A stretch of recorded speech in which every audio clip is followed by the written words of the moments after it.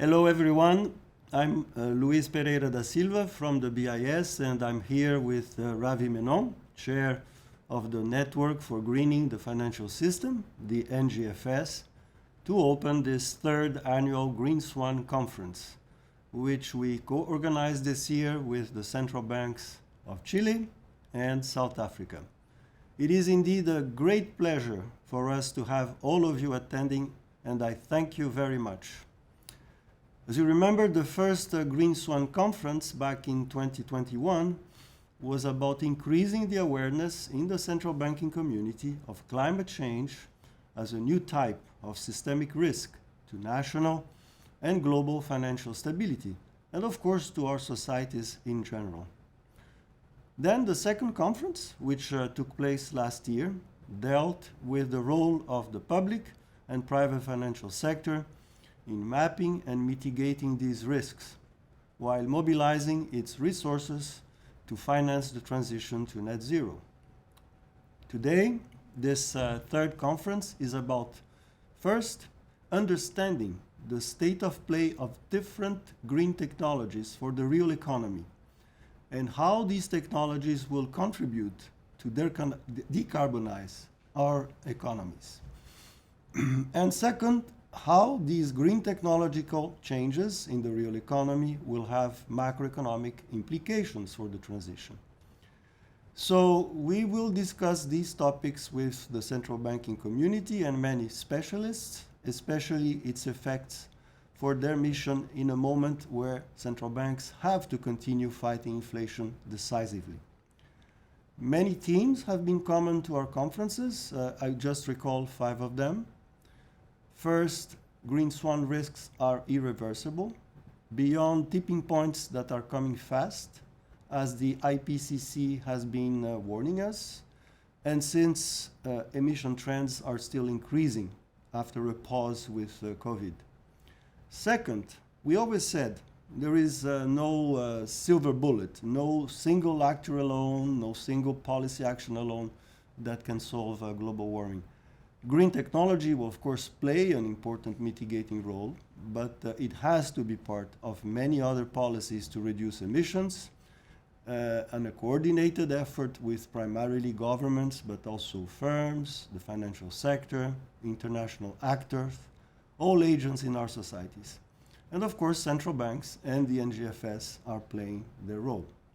Third, there are redistributive consequences of climate change. We know that poor countries and poor people are affected first and harder. Fourth, climate risks are a clear and present danger. There is urgency to act as our carbon budget is limited and consumed every year. The window of safety to address climate risk is shrinking. Fifth, there is also good news. The emergence of demands and country commitments for the transition to net zero can indeed accelerate the green investment effort in a world of new opportunities.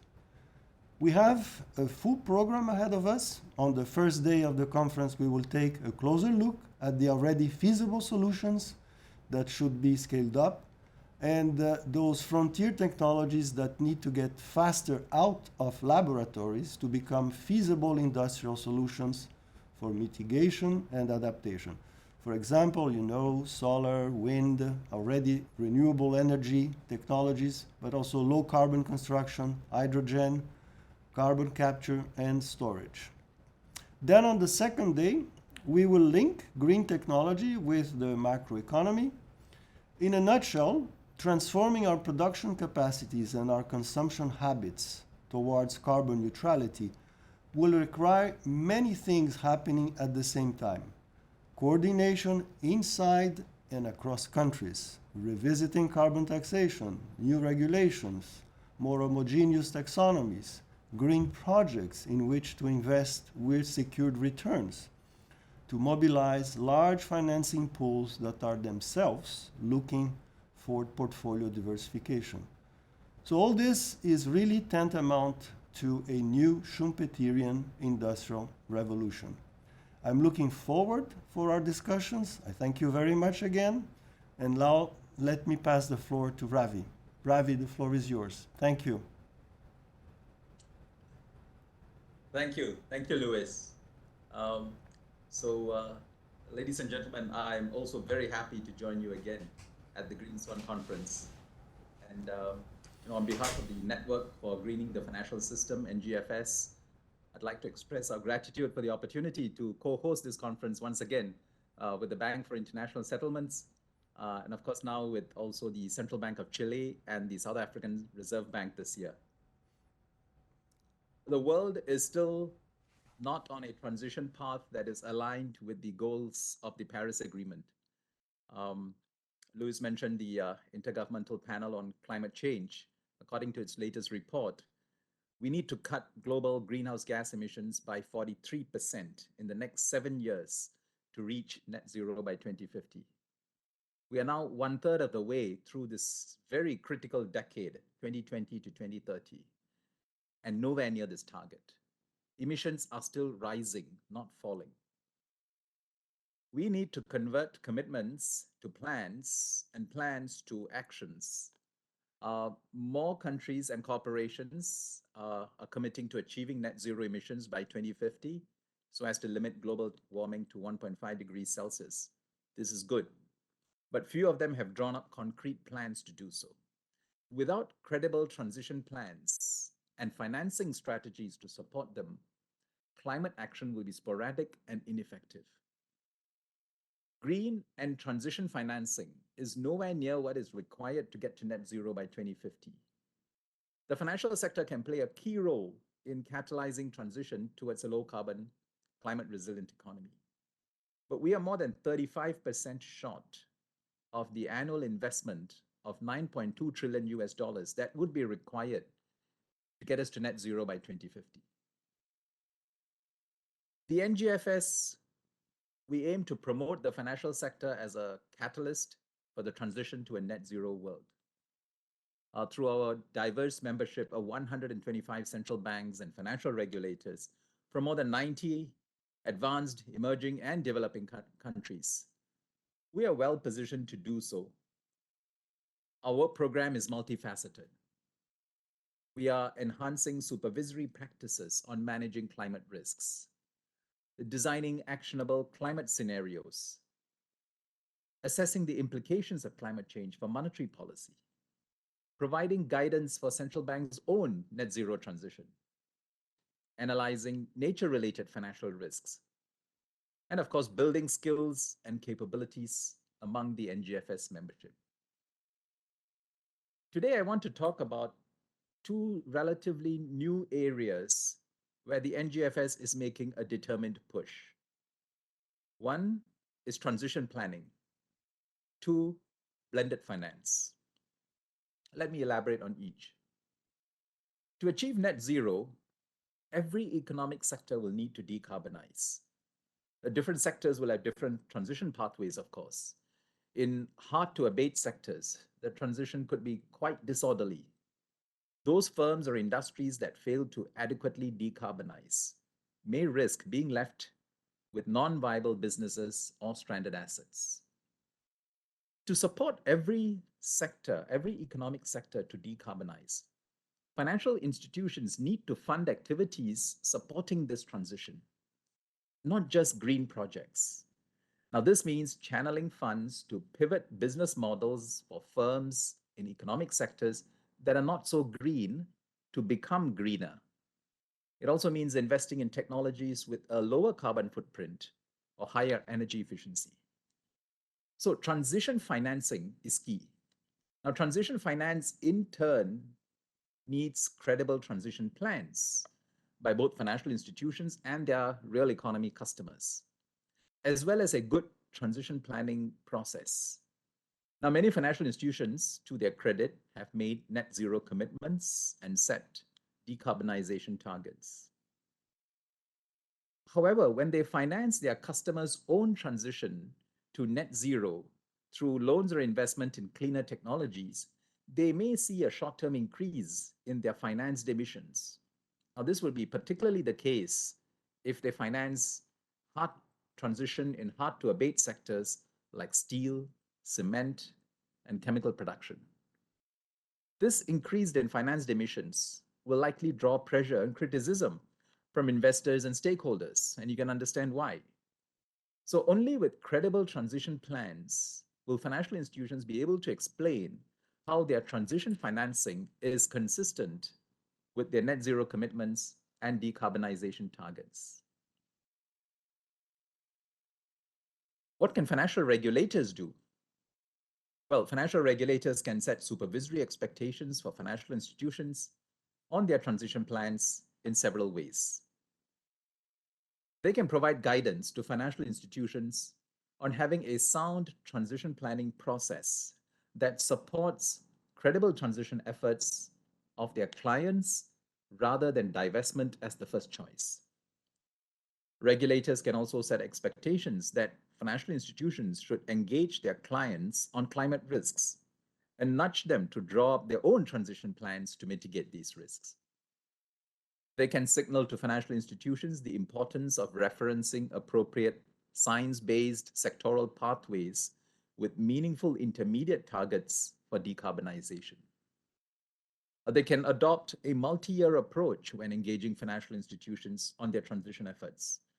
Now, this includes acknowledging that there may be short-term increases in their financed emissions from supporting the transition of higher emission clients towards climate positive outcomes.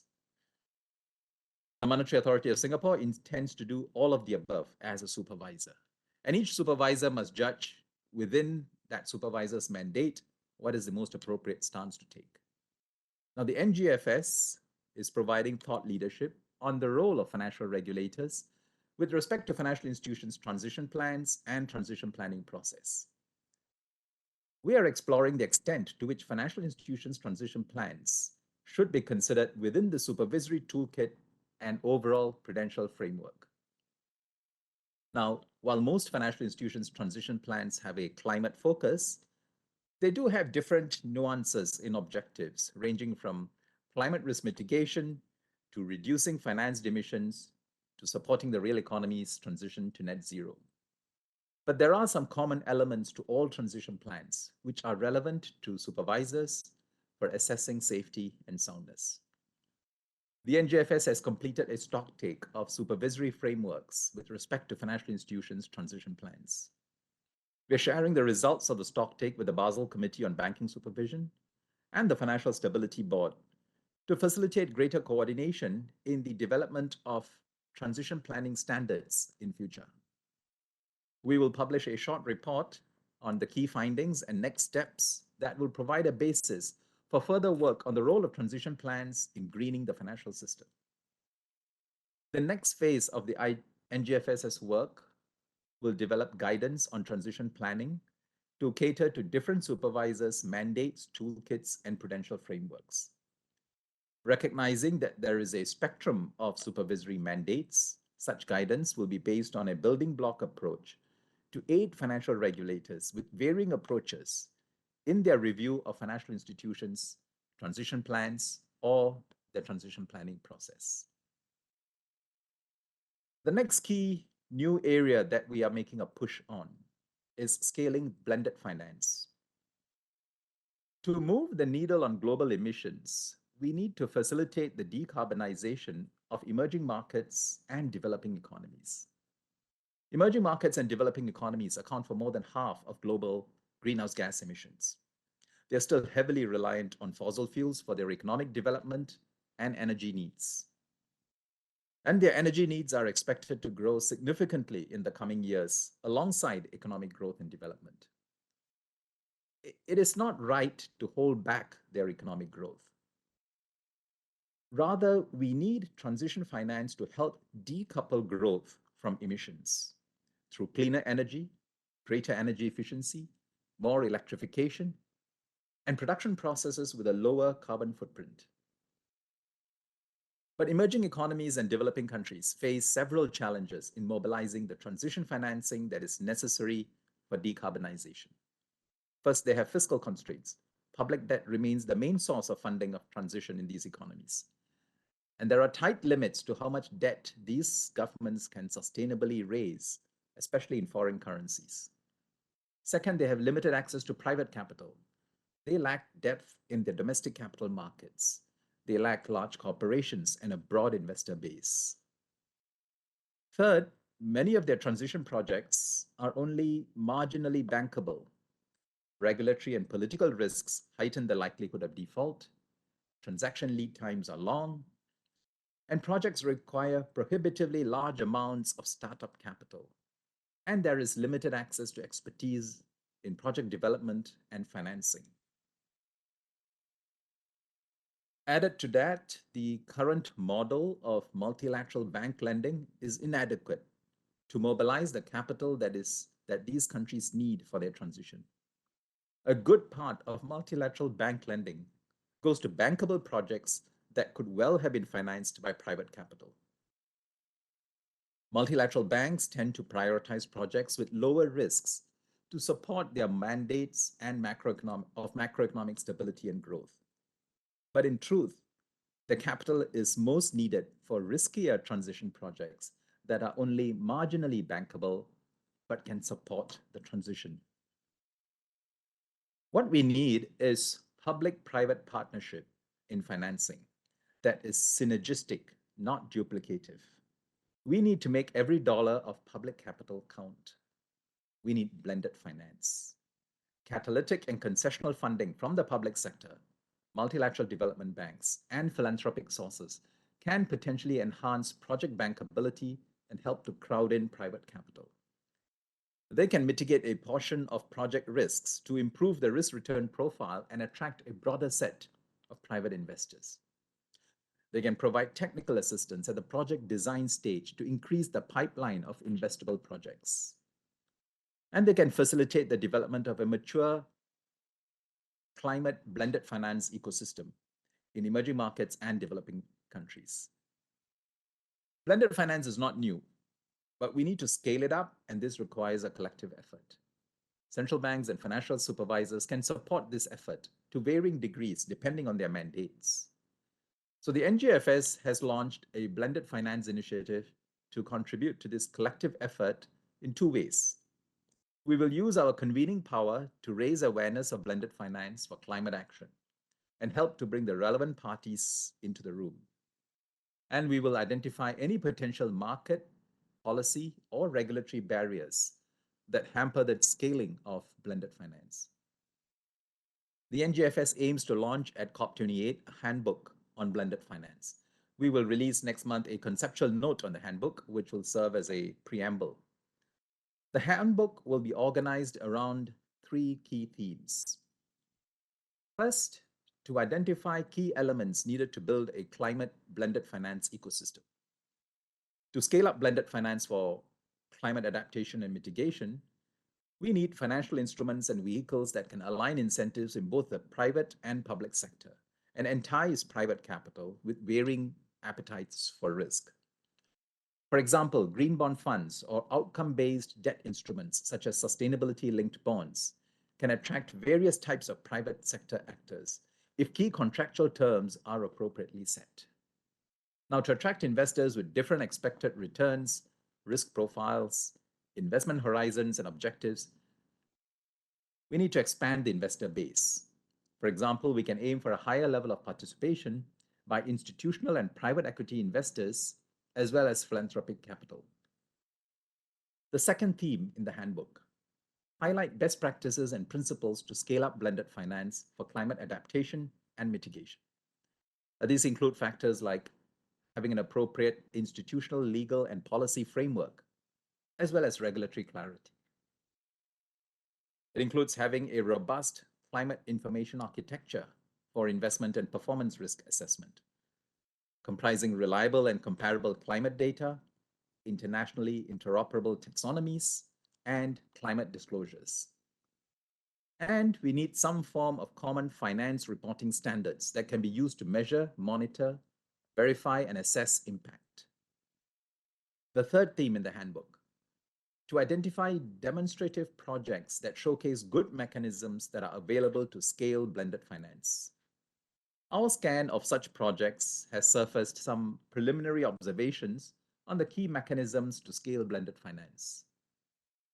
One, standardized documentation to streamline due diligence and project preparation processes and to lower origination costs. 2, effective currency hedging solutions to address local currency risks. 3, pooling of investors at both the fund level and the facility level, and taking a portfolio rather than an individual project approach. And finally, leveraging on the significant catalytic effect of grants in the upstream project preparation phase. We will study these observations further and present them in detail in the handbook. To conclude, we must take an ecosystem approach to resolve the climate crisis. Getting to net zero requires the real economy and the financial sector to move in lockstep. This requires applying the collective knowledge and resources of governments, central banks, and financial regulators, as well as financial institutions, corporates, and individuals.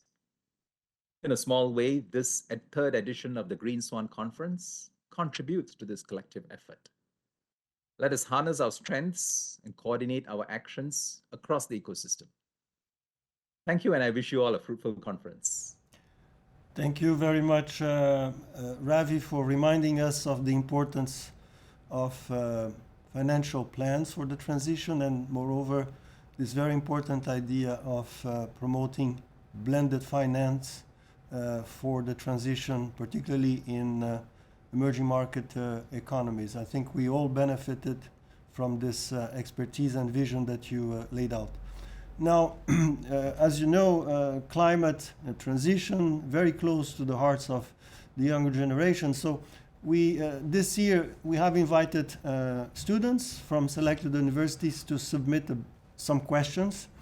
Now we had to be selective because of time, so among all the questions submitted, we have perhaps one for you, Haravi, and this one would be, you describe the role of the financial sector, its importance, but now how can central banks and financial regulators help precisely to mobilize what you call the need for public and private financial flows for the green transition, but in a situation where we know now the spreads are higher, risk rewards might become a bit more difficult and attractive.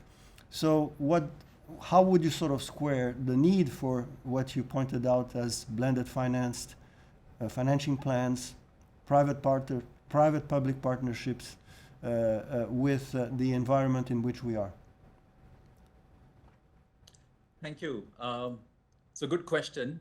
And I'm happy that the younger generation is holding central banks and regulators to account, because what we do now is going to matter for the world they live in future. So this is a collective, concerted effort. I referred to an ecosystem approach where private, public sector, governments, regulators, the industry all need to come together. So central banks and financial regulators can't do this alone, but I do think they can play a very vital role. Now, of course, different central banks and financial regulators have different mandates, and they have different degrees of freedom on how they can do this. But I'll make some general observations, which I did touched on briefly in the speech. By focusing on climate risks, we can actually nudge financial institutions to do the right thing for the planet. I'm going to maybe touch a little bit on, to take the Monetary Authority of Singapore as an example of what we are doing, both as a central bank and as a financial regulator, to address that question. What can we do? Well, first, to do this well, you need good data, you need good definitions, and you need good disclosures across jurisdictions. Now, there is much that regulators can do to ensure this. We can work with the financial institutions to make sure they can access reliable and comparable climate data. Now, some of these are public goods in a sense. And if we cooperate and bring data together in a form that can be used, that will be helpful. Just to give an example, the NGFS data directory actually sets out the key data fields that are necessary in order to do climate risk management and so on. The other major initiative that many regulators are taking part in is the Net Zero Data Public Utility, the NZDPU, which also tries to capture data across supply chains so that people can measure what, especially in a cross-border setting, what the carbon footprint is. So data is one area that regulators can work closely with industry. Second, disclosures. Here, the ISSB, the International Standard Setting Body for Sustainability Standard Setting Body, which is working with IOSCO and securities regulators, has promulgated standards that provide a global baseline for jurisdictions to align to. So when you have robust common sustainability reporting and disclosure, then a lot of other things can happen. Financing can take place with full knowledge of what the carbon footprint is, what is a transition pathway, and so on. The third thing is definitions, as I said. By definitions, I mean basically taxonomies. Here again, regulators can play a useful role, working with other government agencies, working with the financial industry, working with sectoral bodies to provide common definition on what activities are considered green, what activities are completely brown, and what are the activities that we can regard as transiting from brown to green. And there we need to set thresholds, we need to set pathways, and these needs to be science-based pathways. So there's a lot that we can work together with the industry because there are so-called public goods dimensions to this. The second, I think, is to steward the financial system to be resilient to climate risk and to plan for the climate transition. So here, I think, like many regulators, the MAS has also published guidelines on environmental risk management. And we apply this to all financial institutions, banks, insurance companies, capital market players, asset managers, financial advisors, to build sound climate and environmental risk management practices. And so we got to work continuously on this front. We're also deepening capabilities in climate scenario analysis, because only when you can't see what's going to happen in the future, you have to think in terms of scenarios. And when you think in terms of scenarios on both physical risk as well as transition risk, then that will act to propel actions now so that you can prepare for those scenarios. So that's another way to focus minds and galvanize actions. I'll touch on one more thing, which I mentioned in the speech, which is to promote the adoption of credible transition plans by financial institutions. So many financial institutions have made net zero commitments. Now, how are you going to get there? How are you going to support the economy's transition? So that means you have to draw credible transition plans. And here we think that supervisors can play a key role in working with the financial institutions, providing guidance, and even setting expectations of how these transition plans come with intermediate targets, science-based targets, and use global best practices.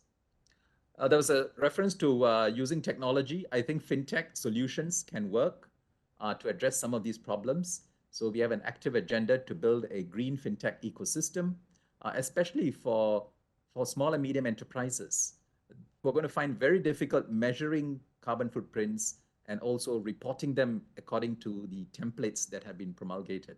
So we're working closely with the exchange on a digital reporting tool, which will allow listed companies to easily disclose their sustainability information. So small and medium enterprises can input their data and can even churn out very simple sustainability reports using these digital platforms.